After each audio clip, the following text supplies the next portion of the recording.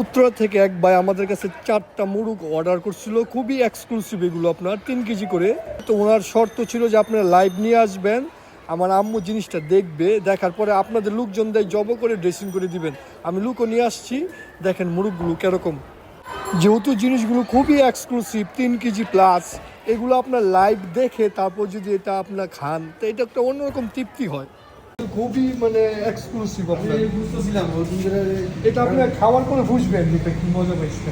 আপনার আম্মুকে একটু দেখান, দাঁড়াইলে দেখান, দাঁড়াইলে